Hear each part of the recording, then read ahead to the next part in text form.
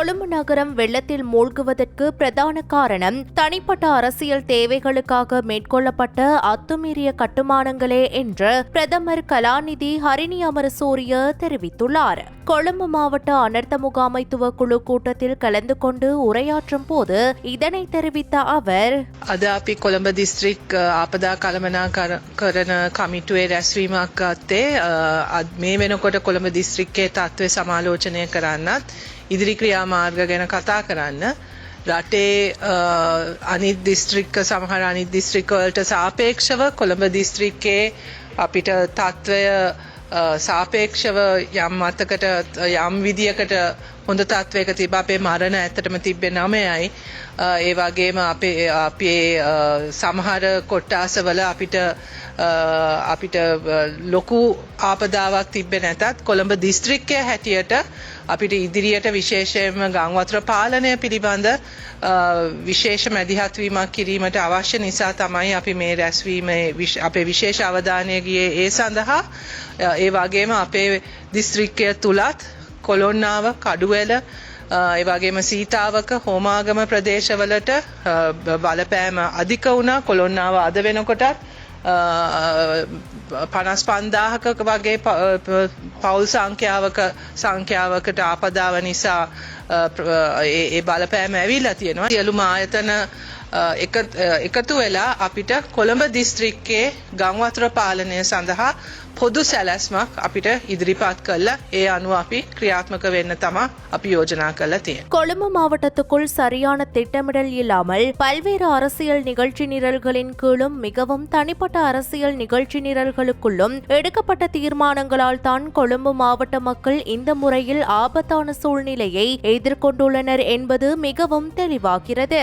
ஜனாதிபதி முன்வைத்ததன்படி இனிமேல் இந்த விதமான அத்துமீறிய கட்டுமானங்கள் மற்றும் ஆபத்தான இடங்களில் மக்கள் கட்டுமானங்களை மேற்கொள்வதற்கு எந்த விதத்திலும் இடமளிக்கப்பட மாட்டாது என்பதை நாம் உறுதி செய்துள்ளோம். கொழும்பு மாவட்டத்தின் ஆபத்தான பகுதிகளில் வாழும் மக்களுக்கு மாற்று வழிகள் வழங்கப்பட வேண்டும் என்றும் நாம் கலந்துரையாடினோம். கொழும்பு மாவட்டத்தில் வெள்ள கட்டுப்பாட்டிற்காக பொதுவான திட்டம் ஒன்றை முன்வைப்பதற்கு நடவடிக்கை எடுக்கப்படும். திட்டமிடல் இல்லாமல் சட்டத்திட்டங்கள் பற்றி எந்தவித மதிப்பீடும் இல்லாமல் கொழும்பு மாவட்டத்தின் அபிவிருத்தி என்ற பெயரில் அத்துமீறிய கட்டுமானங்களை மேற்கொள்ளவும் குடியிருப்புகளை உருவாக்கவும் இடமளிக்க முடியாது. எனவே கொழும்பு மக்களின் பாதுகாப்பு உறுதி செய்யப்படும் விதமாக கொழும்பு மக்களுக்கு வருடாந்த வெள்ளப்பெருக்கு வாழ்க்கையின் ஒரு அங்கமாக மாறும் ஒரு சூழ்நிலைக்கு நாம் எந்த விதத்திலும் இடமளிக்க மாட்டோம். அதற்காக எடுக்கப்பட வேண்டிய நடவடிக்கைகள் குறித்து சம்பந்தப்பட்ட நிறுவனங்களுடன் நாம் பேசினோம். அதன்படி அனைத்து நிறுவனங்களும் இணைந்து கொழும்பு மாவட்டத்தின் வெள்ள கட்டுப்பாட்டிற்காக ஒரு பொதுவான திட்டத்தை முன்வைத்து அதன்படி செயற்பட வேண்டும் என்று நாம் பரிந்துரைத்துள்ளோம் என்றார். நான் நாளொன்றுக்கு 20-30 தடவை இங்கே வந்து தேடுகின்றேன்.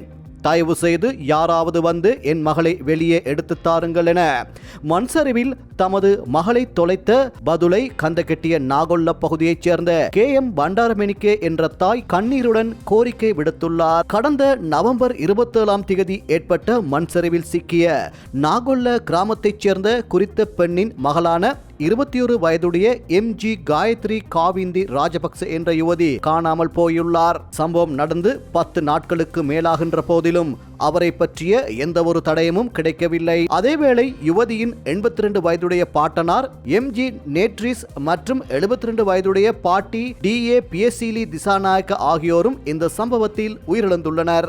இந்த மண்சரிவில் இந்த மூவரை தவிர நாகொல்ல கிராமத்தைச் சேர்ந்த மேலும் 2 மண்சரிவில் சிக்கி உயிரிழந்தனர். தமது குடும்பத்துக்கு ஏற்பட்ட இந்த சோகத்தை பற்றி காணாமல் போன மகளின் தாய் பண்டாரமெனிக்கே பின்வருமாறு விவரித்தார்.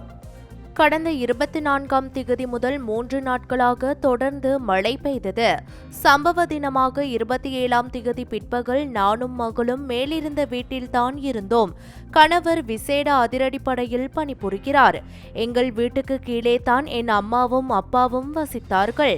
சம்பவ தினத்தன்று மகளும் நானும் அம்மாவின் வீட்டுக்கு அருகில் இருந்தோம். அப்பா வீட்டுக்குள் இருந்தார். மகன் வயல்வெளி பக்கம் போயிருந்தான். மாலை 3:30 அளவில் தான் இந்த சம்பவம் நடந்தது. இது அனைத்தும் 10 தொடக்கம் 15 நிமிடங்களுக்கு அரங்கேறியது. திடீரென கற்கள் உருளும் சத்தம் கேட்டது. விமானம் செல்கிறதா என்று மேலே பார்த்தோம். அதே சமயம் பூமி அதிரவும் உருளவும் தொடங்கியது. மகளும் சுழல ஆரம்பித்தாள். அவளுக்கு அது ஒரு வேடிக்கை போல இருந்தது. அவள் சத்தமாக சிரித்தாள். ஏதோ நடக்கிறது அம்மா, மண் சரிவுதான் வருகிறது என்று அவள் என்னை கூப்பிட்டபடி ஓடத் தொடங்கினாலும் எங்களால் ஓட முடியவில்லை. மகளின் கையை பிடித்துக் கொண்டிருந்த போது அவள் எனக்கும் முன்னால் தோட்ட பக்கம் குதித்தாள். ஆனால் கை நழுவி விட்டது. நானும் தண்ணீரில் அடித்து செல்லப்பட்டேன். அப்போது என் மகன் ஓடி வந்து என்னை தூக்கி கரை சேர்த்தான். நான் சிறிது நேரம் சுய நினைவை இழந்து விட்டேன். ஆனால் என் மகளை என்னால் காப்பாற்ற முடியவில்லை. சிறிது நேரத்திற்கு பிறகுதான் எனக்கு சுயநினைவு முழுமையாக வந்தது. அதன் பிறகு அப்பா வீட்டில் ஒரு அறைக்குள் புதைந்திருந்த போது வெளியே எடுக்கப்பட்டார். ஆனாலும் சில மணி நேரங்களுக்கு பிறகு அவர் இறந்து விட்டார். அவர் இறப்பதற்கு முன் நமது குடும்பமே முடிந்துவிட்டது. மகளை கண்டுபிடி என்று என்னிடம் சொன்னார். நான் மேலே ஓடிச் சென்று என் பிள்ளைகளை தேடிக் கொடுங்கள் என்று எல்லோரிடமும் கெஞ்சினேன், கதறினேன். சிலர் வந்து தேடினார்கள். ஆனால் இரவு ஆகிவிட்டதால் அவர்கள் தேடுவதை நிறுத்திவிட்டார்கள். இப்போது 11 நாட்கள் ஆகிவிட்டன. மகளின் அடையாளமாவது கிடைக்கிறதா என்று பார்ப்பதற்காக நான் ஆயிரக்கணக்கான முறை இங்கு வந்திருப்பேன். ஆனால் மகளை என்னால் கண்டுபிடிக்க முடியவில்லை. யாராவது வந்து இந்த கற்களையும் மரங்களையும் அகற்றி பார்த்தால் என் மகளை கண்டுபிடிக்கலாம். இங்கு 2 அல்லது 3 அடி ஆழத்தில் அவள் இங்கே இருக்கிறாள் என்பது எனக்கு உறுதியாக தெரியும். ஏனென்றால் அவள் எனக்கு முன்னால் தான் இந்த பக்கம் குதித்தாள். என் மகன் இல்லாவிட்டால் நானும் இன்று உயிரோடு இருந்திருக்க மாட்டேன் என அவர் கண்ணீருடன் கூறினார்.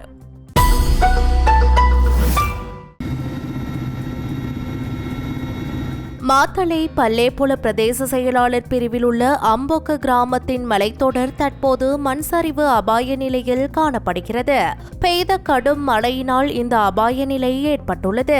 இது குறித்து தேசிய கட்டிட ஆராய்ச்சி நிறுவனம் உடனடியாக கவனம் செலுத்தி மக்களுக்கு தெளிவுபடுத்துமாறு கிராம மக்கள் அதிகாரிகளிடம் கோரிக்கை விடுத்துள்ளனர். கடந்த நாட்களில் ஏற்பட்ட அனர்த்தத்தின் போது மலையொன்று சரிந்து விழுந்ததில் கிராமத்தில் உள்ள வீடொன்றில் இருந்த ஒரே குடும்பத்தைச் சேர்ந்த 7 பேர் உயிரிழந்தனர்.